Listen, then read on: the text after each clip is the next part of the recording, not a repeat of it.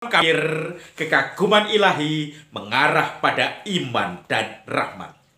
Saudara-saudari yang terkasih, Anda mungkin bertanya-tanya kenapa 3 hari kamir tidak terbit. Karena yang ngadoni kamir, yang membuat kamir sedang rekreasi, keliling-keliling, pulang ke Jogja menengok orang tua, ibu yang sedang sakit. Dan ternyata begitu ibu ketemu saya, sudah langsung sembuh bergembira. Tentu saja sakitnya masih sisa, tetapi hatinya sudah ada kegembiraan. Walau ditengok hanya dari malam sampai pagi. Saudara-saudari yang terkasih, saya membawa produk-produk ini. Dan setiap saat produk, kalau Anda mau memutihkan kulit Anda, mau menjadikan kinclong, menjadikan glowing seperti saya ini. Kalau saya ini meko atau penuh daki, kalau dengan ini glowing, pasti Anda kena pajak. Anda bawa ini pun Anda kena pajak. Setiap kali kita beli apapun di toko-toko selalu kena pajak. Tanpa sadar, seakan-akan, loh siapa yang nagih saya? Harganya itu sudah dinaikkan, termasuk pajak. Kecuali yang gelap-gelapan produksinya tanpa pajak. Maka saudara-saudari yang terkasih, pajak menjadikan segala sesuatu di dunia ini untuk menghidupi pemerintahan. Tetapi kadang-kadang ada complicated. Karena apa? Tukang-tukang pajaknya menggelapkan pajak, menaikkan lebih tinggi, atau mengambil untuk mengampuni pajak, tetapi uang dari sendiri disendirikan untuk diri sendiri. Dan itu kemudian menjadi tren tukang-tukang pajak beberapa saat ini. Bahkan sudah bertahun-tahun di Indonesia. Sudah ada KPK pun masih saja pajak pegawai-pegawainya. Tidak semua tentu, tetapi kita kemudian ingat beberapa kasus-kasus tentang pajak. Kadang pembayar pajak kecewa tetapi tidak bisa apa-apa. Saudara-saudari yang terkasih, rupanya Injil hari ini berbicara juga tentang pajak bea cukai.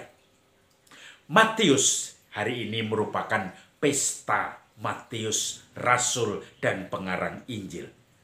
Matius itu adalah seorang pemungut cukai yang nama aslinya Lewi atau nama lainnya, dan kemudian dia sedang duduk di kursi atau meja cukai, tetapi kemudian Yesus lewat dan Yesus kemudian mengatakan, "Ikutlah aku."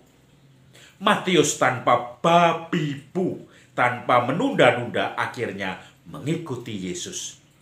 Dia kemudian menjadi salah satu 12 rasul yang dididik secara khusus, nyantrik bersama Yesus, hidup bersama Yesus selama 3 tahun, supaya ketika Yesus meninggalkan mereka setelah disalibkan, para rasul ini menjadi tenaga utama untuk mewartakan kabar sukacita, kesaksian hidup bersama Yesus, dan akhirnya dia juga menjadikan misionaris. Diperkirakan bahkan sampai Afrika dan menjadi martir di sana. Saudara-saudari yang terkasih, kemudian setelah memanggil Matius, Yesus kelihatannya di Injil lain mengatakan bahwa mengunjungi rumah Matius, makan minum bersama mereka. Maka orang-orang Farisi yang selalu mengamati Yesus kemudian bertanya kepada murid-muridnya, "Mengapa gurumu makan bersama para pemungut cukai dan orang berdosa?" Karena pemungut cukai pada waktu itu dianggap orang yang berdosa, sampah masyarakat, dosa masyarakat. Lalu kemudian Yesus mengatakan, bukan orang sakit yang membutuhkan tabib, tetapi bukan orang sehat yang membutuhkan tabib, tetapi orang sakit. Mungkin lebih tepatnya seperti ini. Bukan orang sehat, orang yang merasa sehat, orang yang tidak butuh pertolongan, tidak butuh dokter, tidak butuh pengampunan. Itu akan menolak tabib, tetapi tabib itu dibutuhkan oleh orang yang sakit dan menderita, yang merasakan diri belum sempurna, yang merasakan diri sakit, maka membutuhkan suatu obat dan tabib untuk mengobatinya. Kalau orang walaupun sakit tapi tidak merasa sakit, dia juga tidak membutuhkan tabib. Jadi akhirnya tiba-tiba bisa mati karena tidak mau menerima nasihat tabib untuk menjaga kesehatannya. Maka saudara-saudari, sekali lagi, bukan orang sehat yang membutuhkan tabib, tetapi orang sakit. Aku datang bukan untuk orang benar, orang yang merasa benar, tetapi orang yang berdosa, yang merasa berdosa, yang membutuhkan bantuan untuk pertobatan, yang membutuhkan pegangan untuk bangkit dan akhirnya memasuki penyucian purgativa supaya nanti dapat bersatu dengan Bapa yang sempurna, unitiva, dan kemudian akhirnya kita semua atau orang-orang itu menjadikan sempurna seperti Bapa. Pesiarah yang selalu mencari jalan hidup, mencari nilai hidup, dan nanti bersekutu dengan Tuhan sendiri. Saudara-saudari yang terkasih, kembali ke Matius.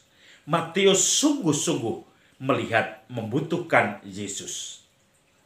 Saya teringat orang-orang yang kadang merasa diri sudah sempurna, merasa diri tidak membutuhkan pertobatan, merasa diri lebih baik dari yang lain, lebih aktif dari yang lain, lebih pintar dari yang lain, lebih hebat dari yang lain, sehingga mengatakan, oh kamu belum ada apa-apa, saya, anak saya, mantu saya, itu jauh lebih aktif, jauh lebih hebat, jauh lebih pelayanan daripada kamu. Orang-orang yang seperti ini kita bisa bertanya, apakah dia sungguh-sungguh merasa membutuhkan semangat energi dari Tuhan untuk kerasulan karena sudah merasa lebih hebat dari yang lain, mampu dan tidak butuh lagi penyempurnaan, semangat. Maka saudara-saudari yang terkasih, sekarang pertanyaannya, kalau kita bertanya pada diri sendiri, mengapa Petrus ketika dia berjumpa dengan Yesus yang membuat mukjizat menjala ikan yang tadinya musim paceklik ikan, tiba-tiba jalannya hampir koyak dan satu kapal pun tidak penuh atau tidak muat untuk sampai penuh dan tidak muat untuk menampung ikan-ikan itu. Tuhan, pergilah dariku, aku ini orang berdosa. Itu jawaban Petrus. Lalu Yesus mengatakan, kamu akan menjala manusia. Maka apakah kita seperti Petrus yang merasa tidak mampu, merasa tidak sempurna, tidak pantas di hadapan Tuhan, sehingga selalu membutuhkan uluran tangan Tuhan, bantuan Tuhan, membutuhkan suatu insight dari Tuhan, belajar dari orang-orang di sekitar kita untuk mencoba menemukan Tuhan. Atau kita sudah seperti orang Farisi. Aku sudah hebat. Aku tidak butuh yang lain. Kamu orang berdosa, pemungut cukai, kamu pelahap dan peminum. Maka aku tidak berhak atau aku tidak pantas layak untuk bersahabat denganmu.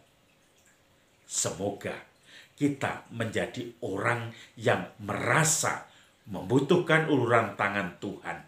Karena kita orang sakit yang minta disembuhkan. Salam pajak, oh bea cukai, salam kamir, kekaguman ilahi mengarah pada iman dan